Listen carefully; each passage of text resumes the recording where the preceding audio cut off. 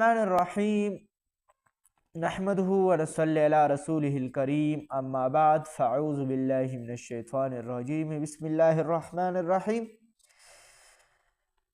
وس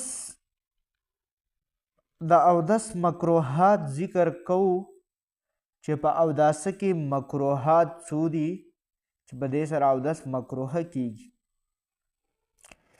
یو هغه ځای یو ناپاکه ځای کې اودس کول یعنی یو ځای مردار دی او هلته کې اودس کې او هغه دارې تا ته کیږي نو دغه ځای کې اودس کول نه دي پکار.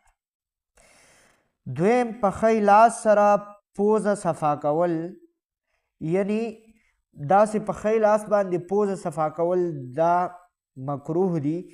پوزه به په چپ په ګس لاس باندې صفا کې. دریم د اودس کولو په وخت کې دنیاوي خبرې کول یعنی نن سبا چې موږ اودس کوو نو هر سړی بس دا د دنیا خبرې راغستې او دنیا خبرې کوي، دا نه ده پکار. څلورم د سنت نه خلاف اودس کول یعنی داسې خلاف اودس کول چې هغه په سنتو کې نه وي. او پنځم اوبه ډېرې اړوله یا دومره کمې لګول چې په سنت طریقې سره اودس ونه کړی شي. نه به ډېرې اوبه لګې او نه به کمې لګې چې آیا په سنت طریقې سره اودس ونه کړی شي.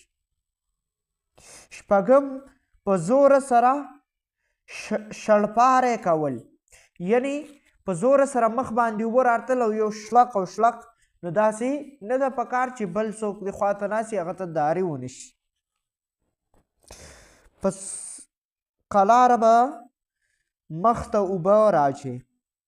اووم د څه مجبورۍ نه بغیر د بل نه په اودس کې مدد اغوستل مکروه دي. د دې وجې نه مدد اغوستل پکار نه دي. یعنی یو کس ته ووایې چې راشه ما ته اوبه راورته او په خپله لپسې لا شته بیمار نیخ برابري نو دا نه دي پکار.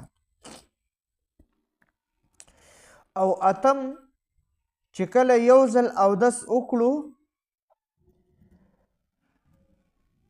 او اوسه پورې مات شوی نه دی یعنی اودس ته وکړو مات شوی نه دی نو تر څو پورې چې په هغې اودس څه عبادت نه وي کړی هغې وخته پورې بل اودس کول مکروه او منع دي.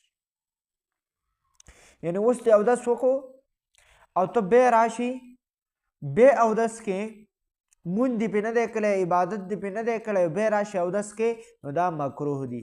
په اوداسه کې اته مکروهاتو دا مې درته ذکر کړه.